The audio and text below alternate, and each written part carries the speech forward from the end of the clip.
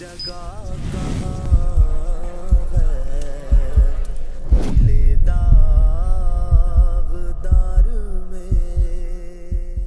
الحمدللہ رب العالمین والصلاة والسلام علی خاتم النبیین اما بعد فاعوذ باللہ من الشیطان الرجیم بسم اللہ الرحمن الرحیم۔ الصلاة والسلام علیک یا رسول اللہ وعلی آلک واصحابک یا حبیب اللہ۔ الصلاة والسلام علیک یا نبی اللہ وعلی آلک واصحابک یا نور اللہ۔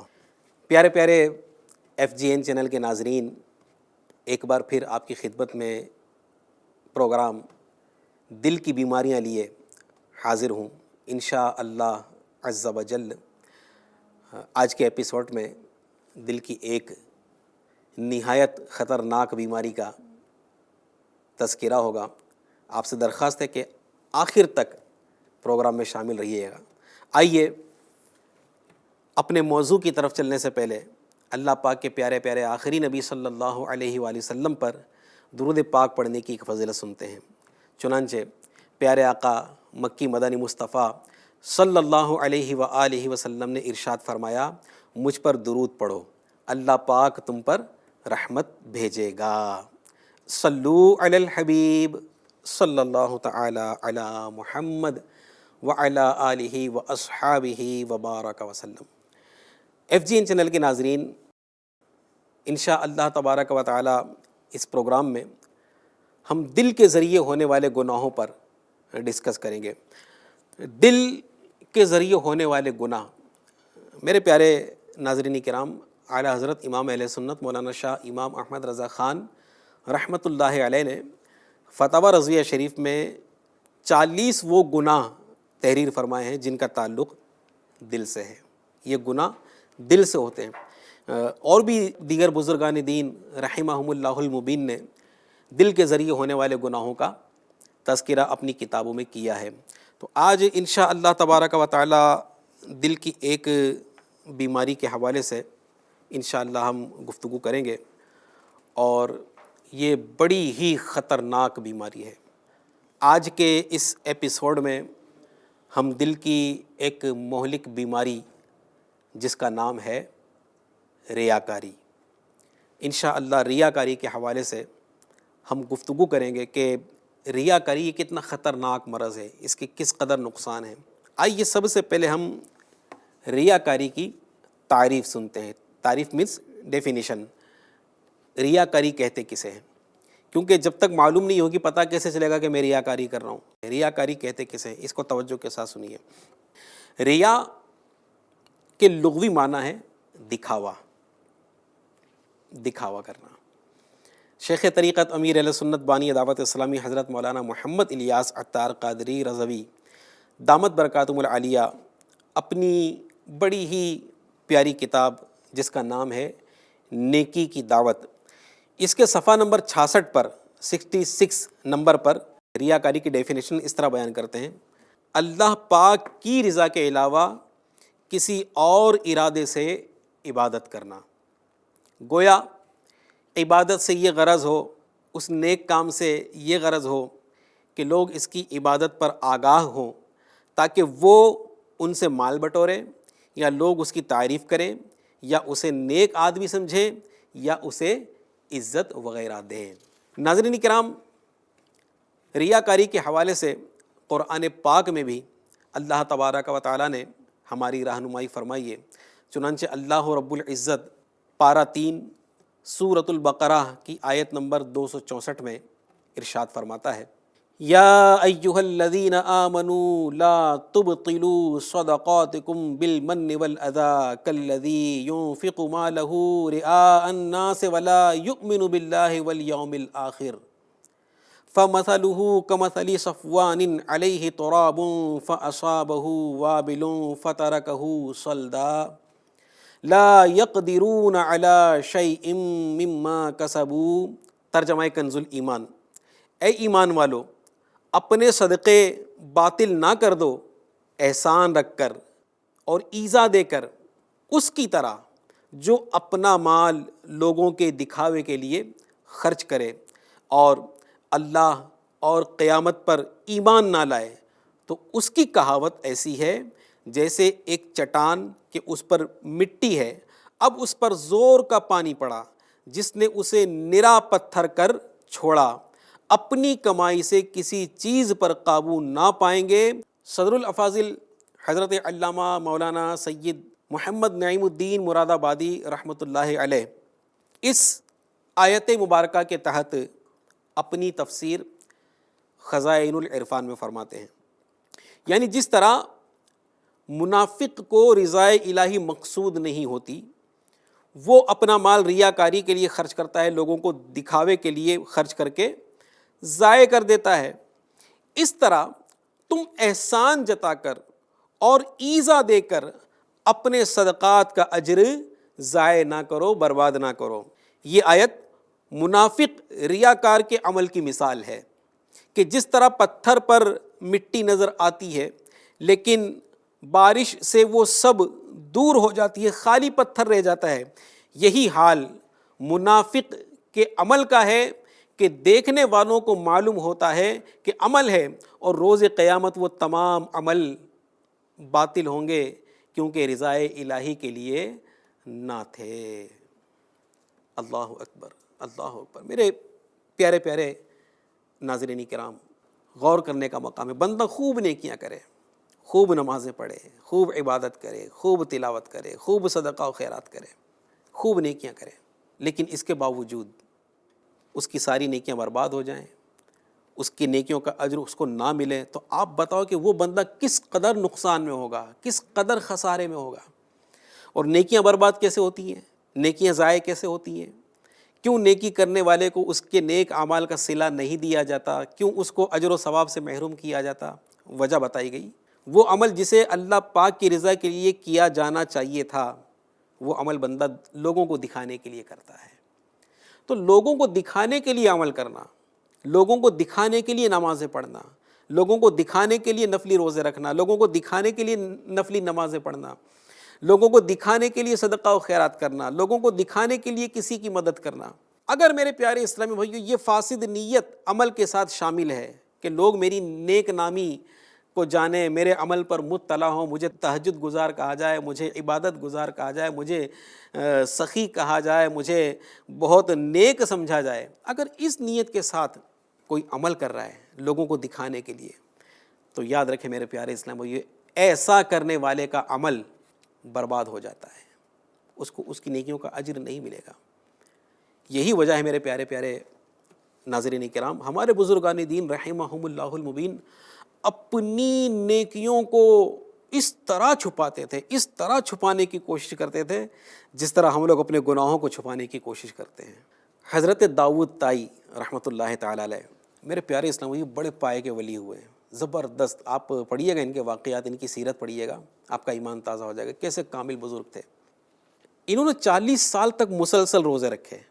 ناظرین کرام توجہ فرمائیے گا، حضرت داؤد طائی رحمۃ اللہ علیہ نے 40 سال تک مسلسل روزے رکھے۔ صرف سال میں جو 5 روزے منع کیے گئے، عید الفطر کا 1 روزہ اور بقرعید کی 10، 11، 12 اور 13 تاریخ، 5 دنوں کو چھوڑ کر حضرت داؤد طائی رحمۃ اللہ علیہ نے مسلسل 40 سال تک روزے رکھے۔ اور آپ کو حیرت ہوگی کہ وہ 40 سال کے مسلسل روزے آپ نے اس طرح رکھے کہ اپنے گھر والوں کو بھی پتہ نہ چلنے دیا۔ بہت بڑی بات ہے میرے پیارے اسلامی بھائیو، میرے پیارے پیارے ناظرین کرام، 40 سال تک آپ نے اس طرح روزے رکھے، نفلی روزے، کہ اپنے گھر والوں کو بھی معلوم نہ ہونے دیا، پتہ نہ چلنے دیا۔ اس کا طریقہ یہ ہوتا آپ کا کہ آپ روزانہ صبح اپنے گھر سے نکلتے کام کاج کے لیے، کاروبار کے لیے، جب اپنے گھر سے نکلتے تو اپنا کھانا ساتھ میں لے کر جاتے۔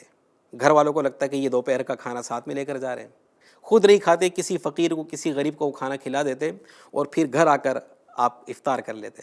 اس طرح میرے پیارے پیارے اسلامی 40 سال تک مسلسل حضرت داؤد طائی رحمۃ اللہ علیہ نے 40 سال تک نفلی روزے رکھے کہ اپنے گھر والوں کو پتہ نہ چلنے دیا۔ کتنا بڑا عمل ہے، کتنا بڑا عمل ہے میرے پیارے پیارے ناظرین کرام۔ ہم غور کریں کہ ہمارا نیکیاں کرنے کے معاملے میں ذہن کیا ہوتا ہے، ہم اپنے نیک اعمال چھپانے میں کامیاب ہوتے ہیں؟ کیا ہم بھی ایسی کوشش کرتے ہیں کہ میری نیکی کسی کو پتہ نہ چلے؟ داؤد طائی رحمۃ اللہ علیہ تو 40 سال تک مسلسل اس طرح روزے رکھ رہے ہیں کہ گھر والوں کو پتہ نہیں چل رہا ہو، اور ہماری حالت یہ ہے کہ اگر ہم عید کے بعد عید کے روزے رکھ لیں 6 روزے، تو پورے جگت کو پتہ چل جاتا ہے کہ حضرت نے عید کے روزے رکھے ہیں۔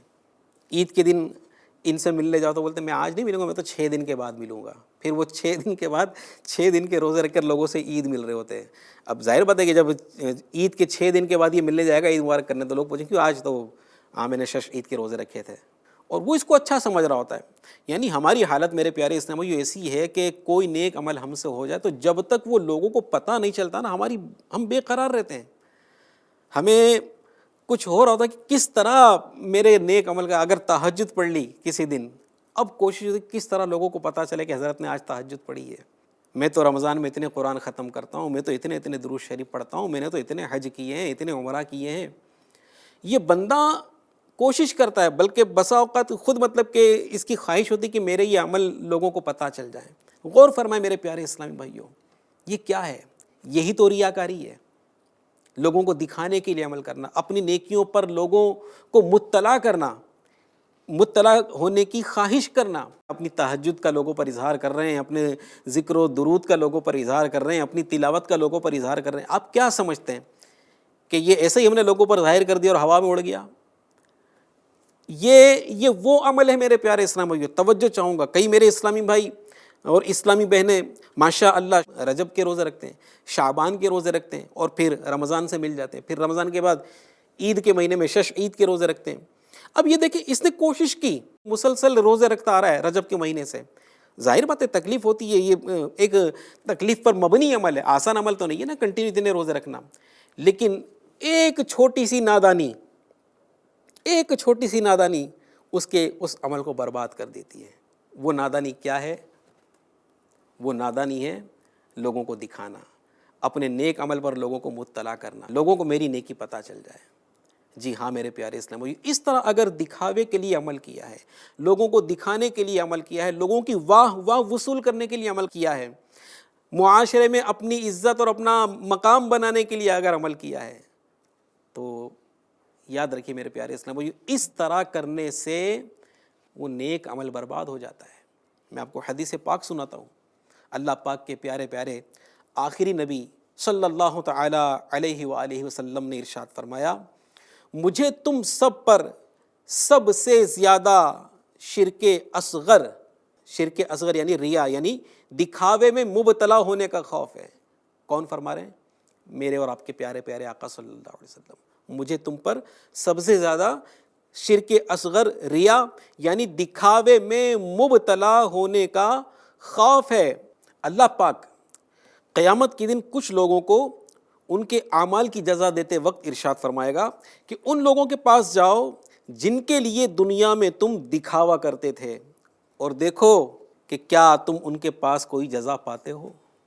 اللہ اکبر، اللہ اکبر۔ اگر نیکیاں کی ہیں اور نیت یہ ہے کہ لوگوں کو دکھانے کے لیے، لوگوں میں نیک مشہور ہونے کے لیے، لوگوں میں اچھا بندہ مشہور ہونے کے لیے اگر کوئی عمل کیا ہے، میرے پیارے اسلام میں نے آپ کو حدیث پاک پڑھ کر سنائی، عمل برباد ہو جائے گا، عمل ضائع ہو جائے گا۔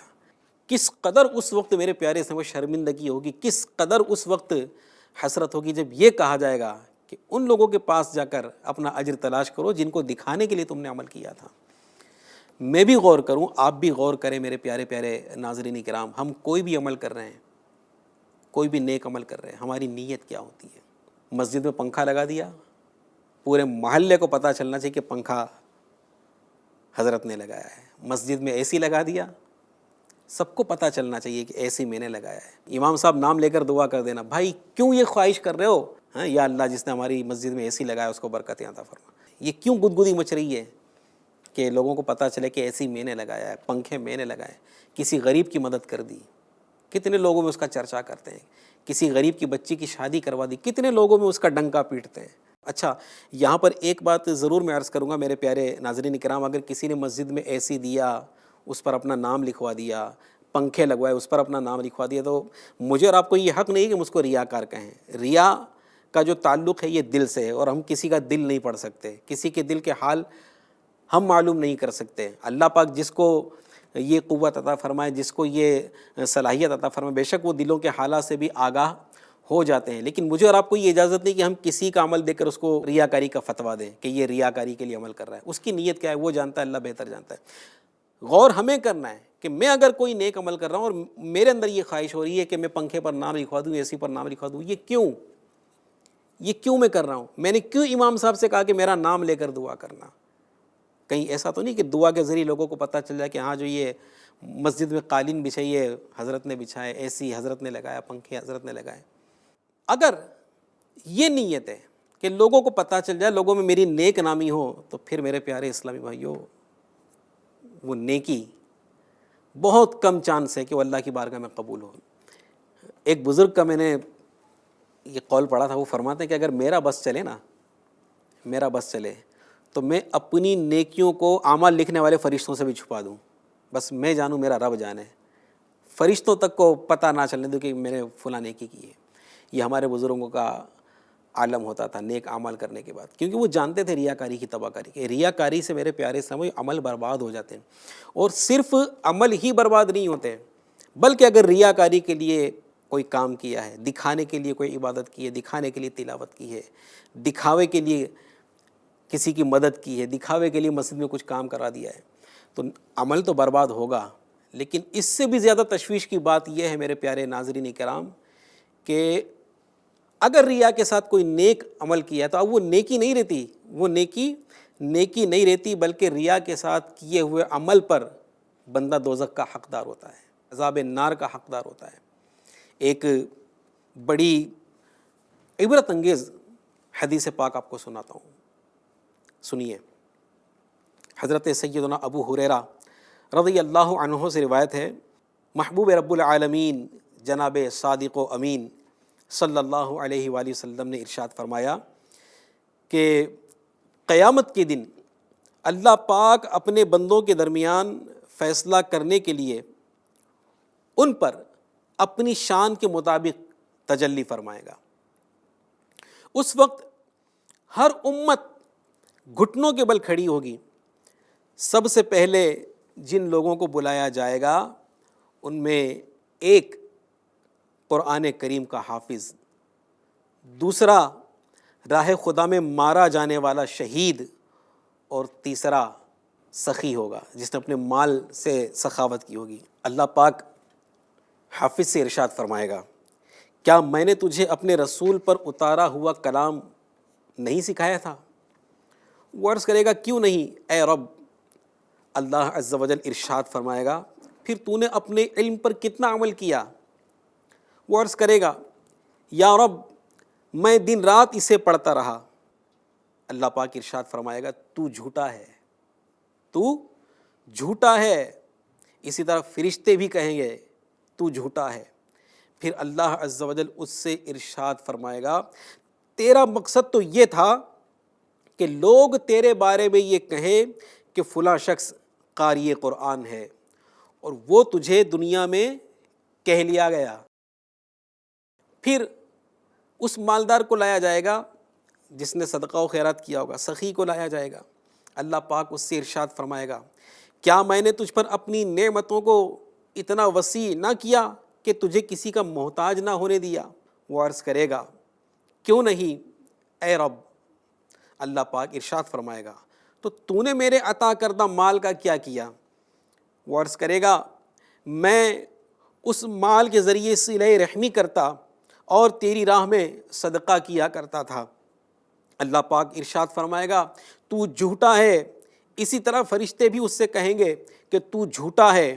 پھر اللہ پاک اس سے ارشاد فرمائے گا تیرا مقصد تو یہ تھا کہ تیرے بارے میں کہا جائے کہ فلاں بہت سخی ہے، اور وہ تجھے دنیا میں کہہ لیا گیا۔ پھر وہ شخص جس نے راہ خدا میں اپنی جان دی تھی، شہید ہوا تھا، اس کو لایا جائے گا۔ اللہ پاک اس سے ارشاد فرمائے گا تجھے کیوں قتل کیا گیا؟ وہ عرض کرے گا مجھے تیری راہ میں لڑنے کا حکم دیا گیا تھا تو میں تیری راہ میں لڑتا رہا اور بالآخر اپنی جان دے دی۔ اللہ پاک ارشاد فرمائے گا تو جھوٹا ہے، اسی طرح فرشتے بھی اس سے کہیں گے کہ تو جھوٹا ہے۔ پھر اللہ عز و جل اس سے ارشاد فرمائے گا تیرا مقصد تو یہ تھا کہ تیرے بارے میں کہا جائے کہ فلاں بہت بہادر ہے، اور وہ تجھے دنیا میں کہہ لیا گیا۔ پھر اللہ پاک کے پیارے پیارے محبوب صلی اللہ علیہ وآلہ وسلم نے ارشاد فرمایا اے ابو ہریرہ، یہ اللہ عز و جل کی مخلوق کے وہ پہلے 3 افراد ہیں جن سے قیامت کے دن جہنم کو بھڑکایا جائے گا۔ الامان والحفیظ، الامان والحفیظ، قرآن کا قاری، مال راہ خدا میں خرچ کرنے والا، لوگوں کی مدد کرنے والا، سخی، اور راہ خدا میں اپنی جان دینے والا، یہ بھی جہنم میں جا رہے ہیں، انہیں بھی جہنم میں بھیجا جا رہا ہے۔ کیا قصور تھا ان کا؟ انہوں نے جو بھی کام کیے، لوگوں کو قرآن پڑھانا، لوگوں کی مدد کرنا، راہ خدا میں اپنی جان دینا، یہ اس لیے انہوں نے کیے کہ لوگوں کو پتہ چلے، لوگ مجھے قاری کہیں، لوگ مجھے عالم کہیں، لوگ مجھے سخی کہیں، لوگ مجھے بہادر کہیں۔ حدیث پاک میں نے آپ کو سنائی ہے، سب سے پہلے انہیں جہنم میں داخل کیا جائے گا۔ اے میرے پیارے پیارے ناظرین کرام، ہم غور کریں، ہم اپنا اگر نیک عمل کسی کے آگے بیان کر رہے ہیں یا اپنی نیکی کا اظہار کر لیں، رک جائیں اور سوچیں کہ میں کیوں لوگوں کو بتا رہا ہوں، میرا مقصد کیا ہے۔ آپ سوچیں میرے پیارے اسلامی بھائیوں کہ یہ جو قاری قرآن سے، سخی سے، شہید سے یہ جو کہا گیا تجھے دنیا میں کہہ لیا گیا، سوچو اگر یہ والا معاملہ ہمارے ساتھ ہوا تو نے مسجد میں پنکھا اس لیے لگایا تھا کہ تیری نیک نامی ہو، تو نے مسجد میں دریاں اس لیے بچھائی تھی کہ تیری نیک نامی ہو، تو بطور سخی مشہور ہو جائے، تو نے لوگوں کی مدد اس لیے کی تھی کہ تیری سخاوت کا لوگ لوہا مان لیں، تو نے عمرہ اس لیے کیے تھے کہ تیری خوب تعریف کی جائے، تو نے حج اس لیے کیے تھے کہ تجھے حاجی کہا جائے۔ غور کریں میرے پیارے پیارے ناظرین کرام، اگر کسی نیک عمل میں ہماری اس طرح کی کوئی معاذ اللہ فاسد نیت شامل ہے تو یاد رکھیے نہ صرف وہ نیکی برباد ہوگی بلکہ وہ جہنم میں جانے کا ذریعہ بھی وہ عمل بن سکتا ہے۔ تو اے پیارے پیارے ناظرین کرام، نیت کیجئے کہ ہم جو بھی عمل کریں گے اللہ پاک کی رضا کے لیے کریں گے، دکھاوے سے بچتے ہوئے کریں گے۔ اب رہی نماز کی بات تو ظاہر بات ہے، اب کوئی بولے کہ چلو میں گھر میں ہی نماز پڑھ لیتا ہوں، کسی کو پتہ نہ چلے، نہیں تو جماعت کی پابندی ضروری ہے مردوں کے لیے، تو مرد بے شک مسجد میں آ کر نماز ادا کریں۔ اس کے علاوہ جو نفل نمازیں ان کا لوگوں پر کیوں اظہار کر رہے ہیں، اس پر غور کریں کہ میری نیت کیا ہے، کہ لوگ میری تہجد سے واقف ہو جائیں، میرے درود پاک پڑھنے والے عمل سے واقف ہو جائیں، نیت کیا ہے۔ تو کوئی بھی نیک عمل کر رہے ہیں میرے پیارے محترم اسلام بھائی، اس سے پہلے اپنی نیت کا جائزہ لیجئے۔ کسی نیکی کو بتانے سے پہلے، کسی نیک کام کو کرنے سے پہلے اپنی نیت کو ٹٹولنے کی کوشش کیجئے، کہیں ایسا تو نہیں کہ میری نیت کے اندر کچھ فطور ہے، میں کسی فاسد نیت کے ساتھ یہ نیک عمل کر رہا ہوں۔ تو اگر خدا نخواستہ ہمارے ساتھ یہ معاملہ ہو گیا کہ تو نے غریبوں کی مدد اس لیے کی کہ تجھے سخی کہا جائے، جس مقصد کے لیے تو نے عمل کیا تھا وہ تجھے دنیا میں مل گیا، اور اگر خدا نخواستہ 1000 بار خدا نخواستہ جہنم میں جانے کا فیصلہ سنا دیا گیا تو ہمارا کیا بنے گا۔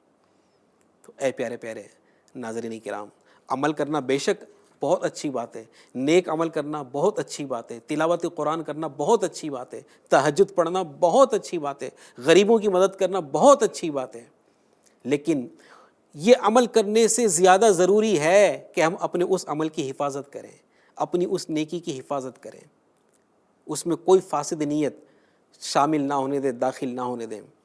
تہجد پڑھوں رب کی رضا کے لیے، قرآن پاک کی تلاوت کروں رب کی رضا کے لیے، کسی کو دکھانے کے لیے نہیں۔ تو اپنے عمل میں میرے پیارے پیارے اسلامی اخلاص پیدا کرنے کی کوشش کیجیے، اپنا ہر عمل جو ہے وہ اللہ پاک کی رضا کے لیے کرنے کی کوشش کیجیے، اور اس بات کی خواہش اپنے دل سے نکال دیجیے کہ لوگ میرے عمل پر مطلع ہو جائیں۔ اور میرے پیارے اسلامی بھائیوں دیکھیں، اگر ہم نے صرف اور صرف اللہ پاک کی رضا کے لیے کوئی عمل کیا نا، چھپ کر نمازیں پڑھی، چھپ کر درود پاک پڑھا، تو یہ اللہ پاک کی شان ہے کہ نیکی کی خوشبو پھیل جاتی ہے۔ آپ کو میں غوث پاک کی مثال دوں، میرے آقا سرکار بغداد حضور غوث پاک رحمۃ اللہ علیہ تو جنگل میں تھے نا، جنگل میں رہ کر آپ نے 40 سال تک عشاء کی وضو فجر کی نماز ادا فرمائی۔ کون تھا ان کو دیکھنے والا؟ کوئی نہیں تھا نا، لیکن اللہ پاک نے ان کی نیکیوں کا اظہار فرمایا۔ لوگوں کو آج پتہ ہے کہ غوث پاک نے 40 سال تک عشاء کے وضو سے فجر کی نماز ادا فرمائی۔ تو ہم اللہ پر چھوڑ دیں، میں جانوں میرا رب جانے، اور پھر اللہ تبارک و تعالیٰ اس نیک بندے کی اخلاص سے کی ہوئی نیکیاں الحمدللہ بندوں پر ظاہر فرما دیتا ہے۔ تو ہم از خود مطلب کہ اپنے طور پر میرے محترم اسلام بھائیوں لوگوں کو دکھانے کے لیے کوئی نیک عمل نہ کریں، جو بھی نیک عمل کریں صرف اللہ کی رضا کے لیے۔ اللہ پاک کی بارگاہ میں دعا بھی کریں کہ میرا ہر عمل بس تیرے واسطے ہو، کر اخلاص ایسا عطا یا الہی۔ نیک اعمال ضرور کریں، نمازیں پڑھیں، تلاوت کریں، ذکر و درود کریں، اللہ نصیب فرمائے تو بار بار حج کریں، بار بار عمرہ کریں، غریبوں کی مدد کریں، خوب اچھے اچھے کام کریں، نیکی کی دعوت دیں، سب کریں، لیکن ساتھ ساتھ میں اپنی اس نیکی کو، اپنے اس عمل کو برباد ہونے سے بچانے کی بھی کوشش کرنی ہے، اور وہ اسی صورت ہوگا کہ جب ہم دکھاوے کی نیت سے فارغ ہو کر، دکھاوے کی نیت سے الگ ہو کر صرف اللہ پاک کی رضا کے لیے وہ عمل کریں گے۔ اللہ تبارک و تعالیٰ مجھے بھی اور آپ کو بھی، ہم سب کو دکھاوے سے بچائے، شیطان کی چالوں سے بچائے۔ شیطان جو ہے نا میرے پیارے سے بھی ہمارا دشمن ہے۔ اول تو چاہتا ہے کہ بندہ نیکی نہ کرے، نیکیوں سے روکتا ہے، اور اگر کوئی شخص نیک عمل کرنے میں کامیاب ہو جاتا ہے تو شیطان کی دوسری کوشش یہ ہوتی ہے کہ اس بندے کو ریاکاری میں مبتلا کر کے اس کا عمل برباد کروا دیا جائے۔ تو شیطان کے اس وار کو سمجھنے کی کوشش کیجیے۔ الحمدللہ دعوت اسلامی کے اشاعتی ادارے مکتبۃ المدینہ نے اس ٹاپک پر ایک بڑی پیاری کتاب مرتب کی ہے، ریاکاری۔ اس کتاب کا نام ہی ہے ریاکاری۔ اس کتاب کو حاصل کریں، انشاءاللہ تبارک و تعالیٰ اس کو پڑھیں گے تو آپ کو پتہ چلے گا کہ ریاکاری کی کیا کیا تباہ کاریاں ہیں اور اخلاص کیسے اپنایا جائے۔ تو اللہ پاک مجھے بھی، آپ کو بھی، ہم سب کو صرف اپنی رضا کے لیے دکھاوے سے بچتے ہوئے اخلاص کے ساتھ نیک اعمال کرنے کی توفیق عطا فرمائیں۔ آمین بجاہ خاتم النبیین صلی اللہ علیہ وآلہ وسلم۔ انشاءاللہ عز و جل اگلے ایپیسوڈ میں پھر کسی دل کی بیماری کو لے کر آپ کی خدمت میں حاضر ہوگی۔ اللہ پاک ہم سب کو عمل کی توفیق عطا فرمائے۔ FGN چینل دیکھتے رہیے۔ صلو علی الحبیب صلی اللہ تعالی علی محمد وعلی آلہ وصحابہ وبارک وسلم۔ ان حسرتوں سے گئے تو کہیں اور جا بسے، اتنی جگہ کہاں